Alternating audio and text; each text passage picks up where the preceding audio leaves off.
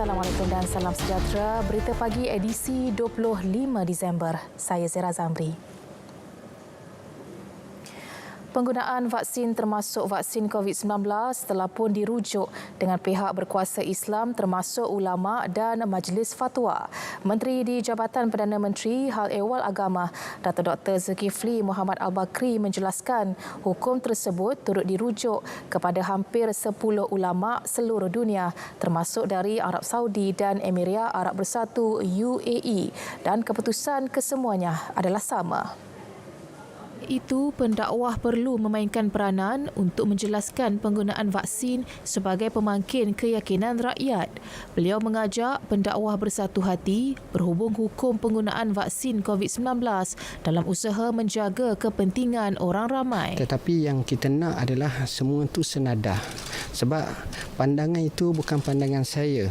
Ini pandangan para ulama, badan berautoriti, bukan semata-mata di Malaysia tapi rojokan saya kepada ummah seluruhnya. Di Azhar, di negara-negara Arab, tokoh-tokoh ulama, semuanya bersetuju ke arah itu.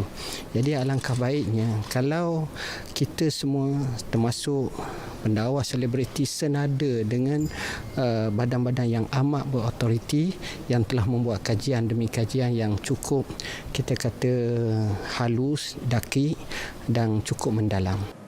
Beliau menyatakannya selepas mengadakan sesi tausiah bersama hampir 50 pendakwah selebriti di Sepang. Pembelian dan perolehan vaksin COVID-19 mampu mengembalikan semula ekonomi negara ke landasan yang betul. Presiden dan Ketua Pegawai Eksekutif Majlis Profesor Negara, Profesor Dato' Dr. Radwan Cik Ros optimis bekalan vaksin yang bakal diperoleh Februari tahun depan akan meningkatkan lagi keyakinan pelbagai pihak dalam pelbagai sektor. Sebagai rakyat, kita amat mengalu-alukan kesediaan pihak kerajaan untuk menempah vaksin yang amat ditunggu-tunggukan itu. Dan saya percaya vaksin ini akan mengubah segala-galanya. Ya, apabila kita mempunyai vaksin ini, mood untuk lebih berkeyakinan tu lebih tinggi, dan saya percaya ini akan memberi kesan secara langsung kepada kehidupan rakyat. Tambahnya, pekerja asing di negara juga perlu diberi perhatian kerana kebanyakan sektor ekonomi masih bergantung kepada perkhidmatan mereka. Majikan juga perlu menjalankan tanggungjawab sosial dalam menjamin keselamatan dan kesihatan pekerja asing agar penularan COVID-19 dapat disekat. Profesor Dato' Dr. Radwan ditemui selepas bual bicara Minda Profesor Negara mengenai masa depan Malaysia di Kajang. Berkuat kuasa 1 Januari 2021, majikan yang masih ingkar untuk mewajibkan ujian saringan terhadap pekerja asing mereka akan dikenakan tindakan undang-undang. Menteri Kanan Keselamatan Datuk Seri Ismail Sabri Yaakob berkata, Kementerian Sumber Manusia memaklumkan masih banyak majikan yang belum mematuhi arahan tersebut demi keselamatan pekerja dan orang awam. KSM memaklumkan, Kementerian Sumber Manusia memaklumkan, masih terdapat ramai majikan yang enggan memberikan kerjasama untuk mematuhi arahan ini. Sehubungan dengan itu, sidang khas malam bersetuju untuk menguatkuasakan arahan ini bermula 1 Januari 2021 di bawah Akta 342, di mana majikan yang gagal mematuhi arahan ini akan dikenakan tindakan undang-undang dan penalti.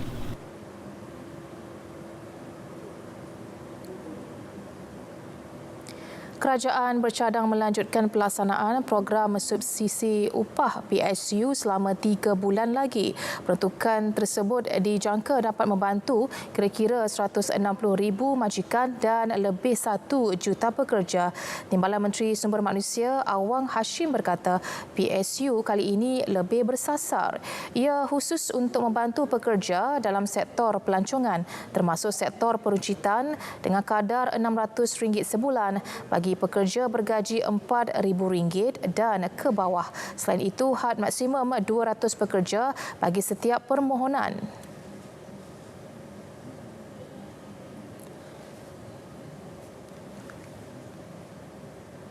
Kerajaan telah menyediakan satu dana yang amat besar untuk PSU ini ataupun program subsidi upah ini, iaitu sebanyak 18 bilion ringgit untuk memelihara kesejahteraan serta kelangsungan hidup pekerja dan majikan melalui PSU ini.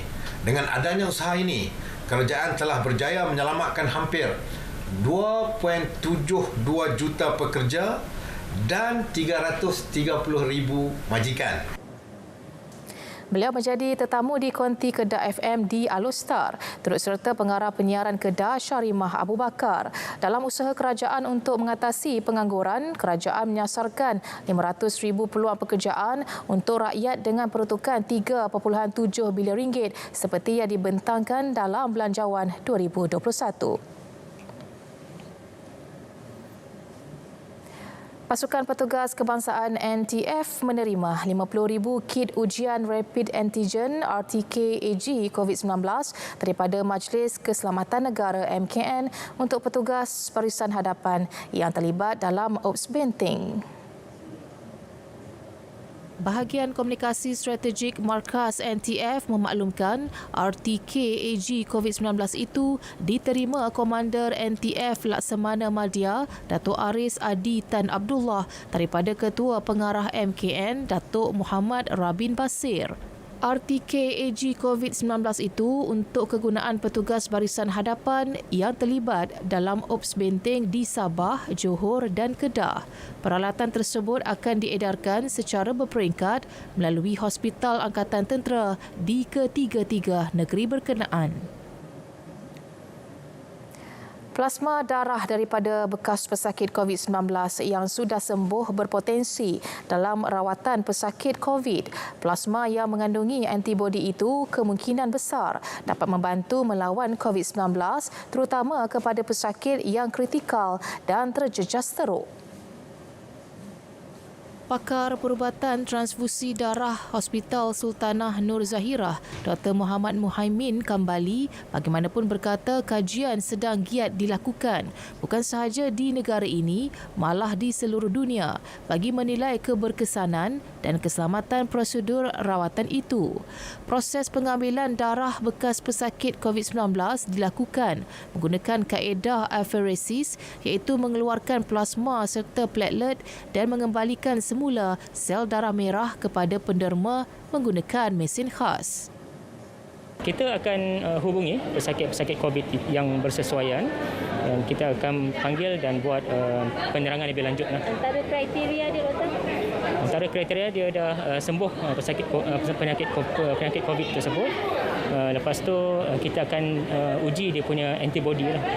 Kita akan pastikan ada antibody dalam darah dia dan selain daripada itu kelayakan asas penderma darah seperti dari segi berat badan, penyakit-penyakit lain, ubat-ubatan dan sebagainya. Walaupun masih di peringkat kajian, 3 bekas pesakit COVID-19 yang berpotensi di Terengganu dikenal pasti untuk menderma plasma darah. Salah seorang daripadanya telah menderma darah minggu lalu. 1,085 kes sembuh COVID-19 dicatatkan menjadikan kes sembuh sepenuhnya sebanyak 81,099 kes iaitu 80.8% daripada jumlah keseluruhan kes. Manakala sebanyak 1,581 kes baharu direkodkan semalam. Kementerian Kesihatan melalui satu kenyataan media menyatakan dengan kes harian baharu itu, ia menjadikan jumlah kes positif COVID-19 di Malaysia sebanyak 100,318 kes. Manakala jumlah kes aktif dengan kebolehjangkitan COVID-19 pula adalah 18,773 kes. Daripada jumlah kes baharu itu, terdapat 2 kes import yang mendapat jangkitan 2 dari luar negara, manakala penularan COVID-19 dalam negara pula adalah sebanyak 1,579 kes. Terdapat pertambahan 2 kes kematian COVID-19 menjadikan jumlah kumulatif kes kematian COVID-19 di Malaysia sebanyak 446 kes iaitu 0.45% daripada jumlah keseluruhan kes. Sementara itu, 4 kluster baru dilapor iaitu kluster Kebun Baru, kluster Sungai Burung, kluster Tapak Bina Jalan Tun dan kluster Jalan Pandan. Kementerian Kesihatan menyatakan jumlah kluster aktif dipantau adalah sebanyak 206 kluster. Daripada jumlah itu, sebanyak 53 kluster melaporkan pertambahan kes. Bagi 4 kluster baharu ini, kluster Kebun Baru melibatkan daerah Kuala Langat, kluster Sungai Burung pula melibatkan Kuala Selangor dan kluster Tapak Bina Jalan Tun di Lembah Pantai, Kuala Lumpur. Manakala kluster Jalan Pandan melibatkan Lembah Pantai Ceras, Kepung dan Titi Wangsa di Kuala Lumpur serta daerah Gombak, Petaling, Kuala Selangor dan Hulu Langat. Dalam pada itu, Kementerian Kesihatan mengingatkan orang ramai agar sentiasa patuh SOP sepanjang menyambut perayaan Hari Natal. Jelas Ketua Pengarah Kesihatan Tan Sri Dr. Nur Hisham Abdullah, individu diingatkan untuk mengurangkan risiko jangkitan di antara ahli keluarga dan rakan dengan mengamalkan norma baharu. Elakkan sembang dari jarak dekat dan mengamalkan penggunaan pelitup separuh muka. Malah rakyat digalakkan untuk memanfaatkan panggilan video sebagai gantian amalan ziarah menziarahi. Amalan baharu ini dapat melindungi warga tua dan kumpulan-kumpulan rentan daripada dijangkiti COVID-19. Usah gusar dan bersedih kerana tidak dapat meraihkan hari Krismas seperti kelazimannya walaupun terpaksa disambut dengan pelbagai peraturan dan larangan yang di-Pertuan Agong Al-Sultan Abdullah Riayatuddin Al-Mustafa Billah Shah dan Raja Permaisuri Agong Tunku Azizah Aminah Maimunah Iskandariah menzahirkan rakyat perlu bersyukur kerana masih dikurniakan kesihatan untuk bersama keluarga dan insan tersayang. Baginda berdua turut menzahirkan harapan agar perayaan ini membawa keamanan, kemakmuran, perpaduan dan kegembiraan kepada semua yang menyambutnya. Selain itu, dalam meraihkan perayaan ini, rakyat dinasihatkan sentiasa berwaspada dan berdisiplin, menjaga keselamatan serta kesihatan diri dan mematuhi SOP yang telah ditetapkan kerajaan. Seri Paduka Baginda berdua turut mengambil kesempatan menzahirkan ucapan selamat menyambut Tahun Baru kepada seluruh rakyat sempena Tahun Baru 2021. Datuk Pengelola Bijaya Diraja, Datuk Ahmad Fadil Syamsuddin dalam kenyataan rasmi menyatakan baginda berdua turut mengajak seluruh rakyat tanpa mengira latar belakang untuk bersama mendoakan agar Malaysia sentiasa dirahmati dan dilindungi daripada segala bentuk ancaman serta dikurniakan kemakmuran dan perpaduan yang berkekalan. Al-Sultan Abdullah kini berada di Abu Dhabi, Emiriyah Arab Bersatu sempena lawatan khas selama 5 hari.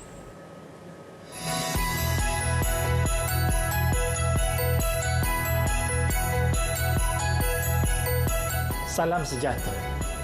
Sambutan perayaan tahun ini sangat berbeza dengan tahun-tahun yang lalu.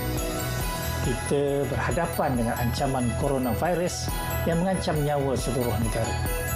Oleh itu, saya Ruzain bin Idris, Ketua Pengarah Jabatan Penyiaran dan seluruh warga Jabatan Penyiaran mengucapkan selamat Hari Krismas kepada rakyat Malaysia yang beragama Kristian. Saya juga ingin mengucapkan selamat Tahun Baru 2021 kepada seluruh rakyat Malaysia. Raihkanlah dengan penuh rasa syukur, patuhilah SOP dan sentiasa mengamalkan kebersihan diri.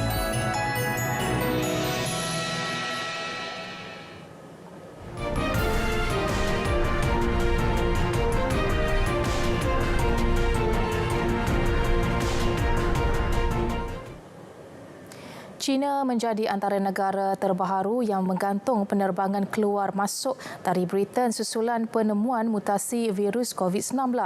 Tindakan itu dibuat bagi memastikan usaha memerangi wabak yang dilaksana sejak virus dikesan tidak sia-sia.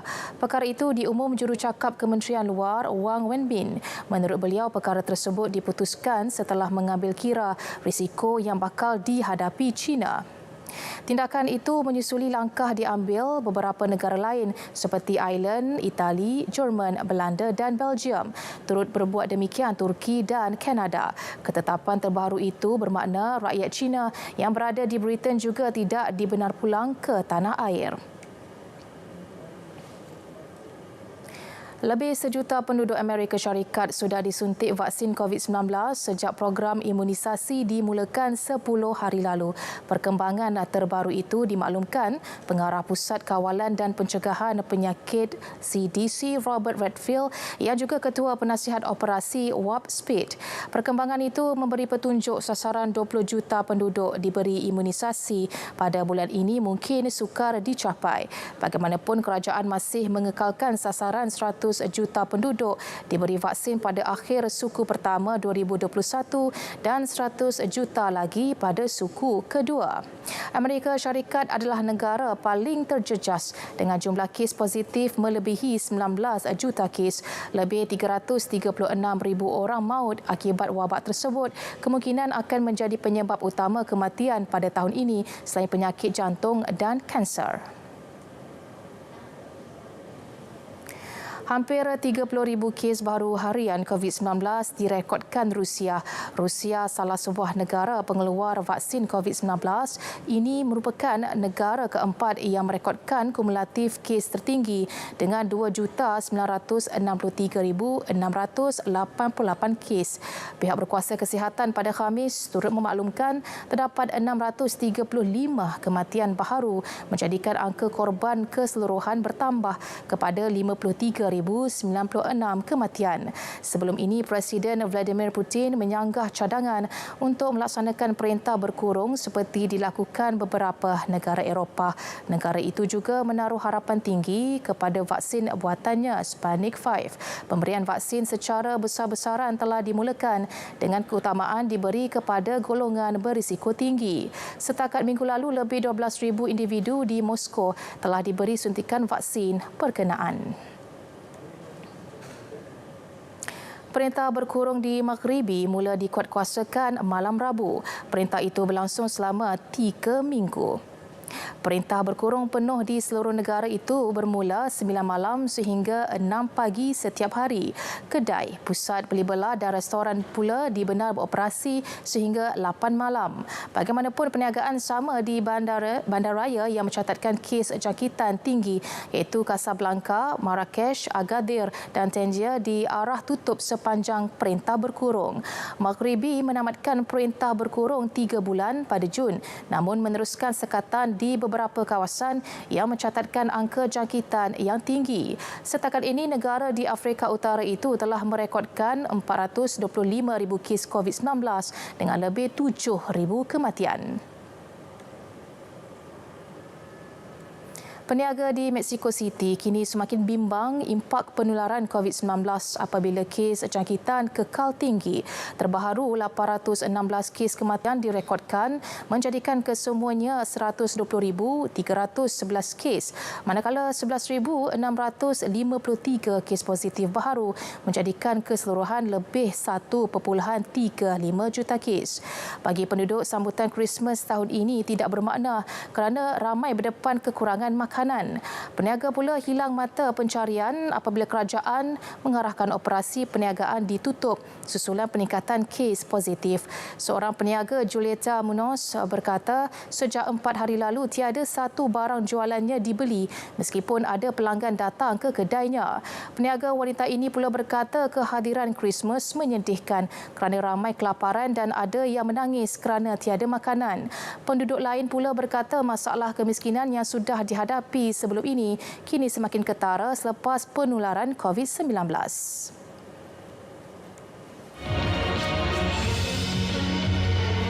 Norma baharu diadaptasi. Ancaman negara ditangani. Kebajikan rakyat disantuni. Resolusi sejagat dipatri. Ikuti Imbasan 2020 di Berita RTN.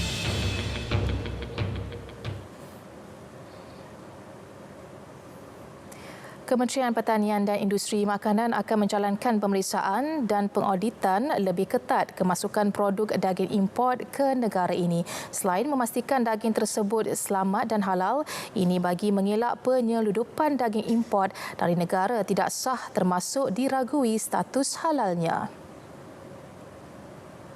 Menteri Pertanian dan Industri Makanan 1, Datuk Seri Ahmad Hamzah berkata, siasatan masih dijalankan bagi mengenal pasti punca dan dalang penyeludupan kartel daging di negara ini. Bila dimasukkan dalam negara, ia melalui beberapa pemeriksaan dan juga melibatkan bukan sahaja daripada custom, bahkan MAKIS, iaitu agensi pemeriksaan dan kuarantin di bawah Kementerian Pertanian dan Industri Makanan. Beliau berkata demikian sempena lawatan kerja agropreneur muda ke Pontian. Awal Disember lalu, Jabatan Kuarantin dan Pemeriksaan Malaysia, MAKIS, membongkar sindiket menyeludup daging sejuk beku ke negara ini yang dibungkus semula menggunakan logo halal palsu. Peluang golongan muda di wilayah Persekutuan miliki rumah bakal tercapai. Ini berikutan sebanyak 10,000 unit rumah mampu milik dengan harga RM200,000 di bawah skim Rumah Prihatin akan dibina menjelang suku kedua 2021. Menteri Wilayah Persekutuan Tan Sri Anwar Musa berkata, agihan pembinaan rumah meliputi Kuala Lumpur, Putrajaya dan Labuan. Peringkat pertama ni kita harap dapat kita memulakan pembinaan sebanyak kira-kira 10,000 unit dan 3,000 di Putrajaya. Kita harap dapat membina kira-kira 1,000 di Labuan, ya, dan yang sebakinya lagi itu sekitar 5 ke 6,000 di Kuala Lumpur sendiri untuk pusingan pertama. Kertas Kabinet telah dibentang dan dipersetujui Jemaah Menteri untuk diteruskan langkah pertama 5 projek di Putrajaya dan 2 projek di Kuala Lumpur. Beliau ditemui selepas majlis penyampaian baucer Jom Balik Sekolah dan barangan Sudut Infak Putrajaya. Ketua Pegawai Modal Insan Lembaga Tabung Haji Rina Sarif menerima pengiktirafan antarabangsa iaitu Women in HR Leadership Awards sempena Majlis Malaysia Leadership Awards Anjuran World HRD Congress ke-28 edisi 2020-2021. Anugerah berlangsung secara dalam talian itu dan disiarkan ke seluruh dunia dengan 1,800 penyertaan sektor profesional daripada 133 buah negara. Kategori baru yang diperkenalkan adalah Diversity Award dan Women in HR Leadership Awards. Rina berharap pencapaian ini menjadi sumber inspirasi dan motivasi kepada warga TH untuk terus memberi perkhidmatan yang cemerlang dalam menjadikan TH sebuah organisasi yang berprestasi tinggi. Ketika memulakan tugas di TH, Rina Sarif menjenamakan semula Jabatan Sumber Manusia kepada Jabatan Modal Insan dengan menekankan aspek kerja berorientasikan hasil dan impak serta berdaya saing tinggi. TH berharap kejayaan beliau akan menjadi inspirasi kepada semua wanita di Malaysia, khususnya golongan profesional dalam kepimpinan dunia korporat. Lebih 8,000 penduduk di beberapa kampung di Tumpat Kelantan yang berdepan dilema fenomena banjir termenung saban tahun bakal berakhir apabila projek tebatan banjir dipercepatkan. Projek melibatkan peruntukan RM184 juta itu dijangka siap sepenuhnya pada 2025. Fasa pertama projek tebatan banjir sepanjang 10 km dari Pengkalan Kubur hingga Kampung Teresek Pasir Mas bernilai RM184 juta sudah 70% siap. Di mana dengan adanya tebatan banjir ini, keadaan banjir termenung pada hari ini, kalau macam lihat pada hari ini insya-Allah akan berkuranganlah. Biasanya kalau banjir besar di sini rakyat di sini lebih kurang 3,000 keluarga lebih akan terlibat dengan perpindahan. Jadi saya jangka dengan adanya tebatan banjir mangsa permintaan akan berkurangan. Dalam pada itu, Menteri Besar Datuk Ahmad Yaakob mengingatkan penduduk di Kelantan agar membuat persiapan awal bagi menghadapi sebarang kemungkinan berlakunya gelombang ketiga banjir di negeri itu.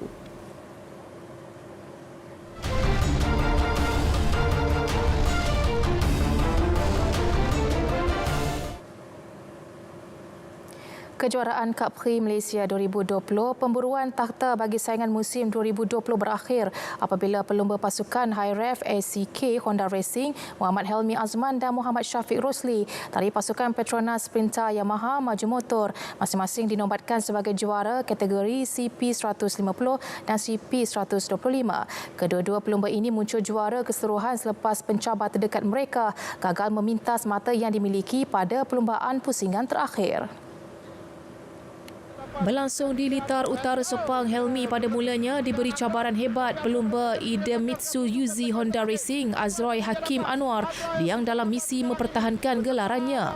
Bagaimanapun, Helmi tetap berjaya merangkul gelaran juara CP150 meskipun menamatkan perlumbaan di tempat kelima.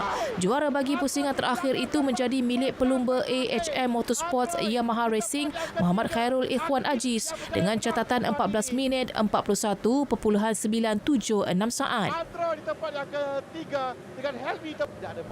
Sementara itu, skrip yang sama turut berlaku dalam kategori CP125 apabila Muhammad Syafiq Rosli meraih gelaran juara keseluruhan walaupun hanya menamatkan perlumbaan di tempat kelima.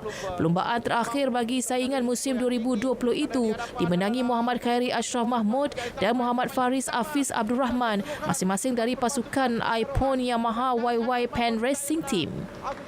Tempat yang kedua, Syafiq Aiman di tempat yang ketiga dengan Syafiq Rosli di tempat yang keempat, dan bolehlah kita katakan dia adalah juara pertama CP125.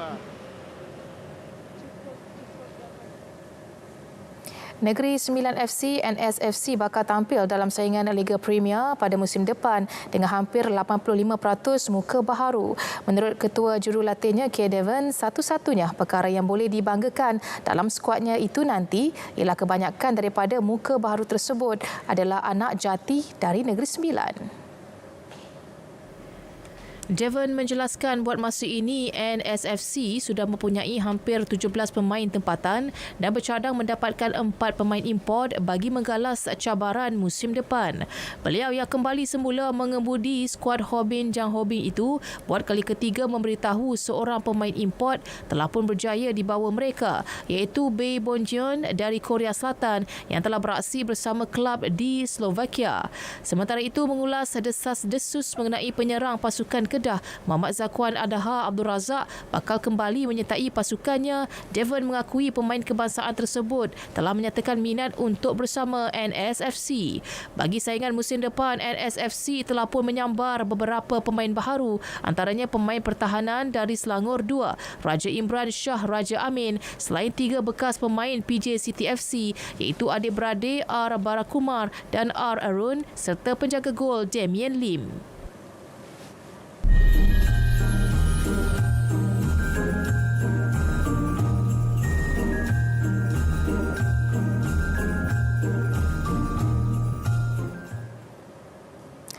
Baik saudara, berita pagi berakhir di sini. Sama-sama kita mengekang penularan COVID-19. Amalkan mengimbas MySejahtera di mana saja anda berada. Kami mengucapkan selamat menyambut Hari Natal buat anda yang meraihkannya. Saya Zira Zamri, mengitu Assalamualaikum. Salam sejahtera.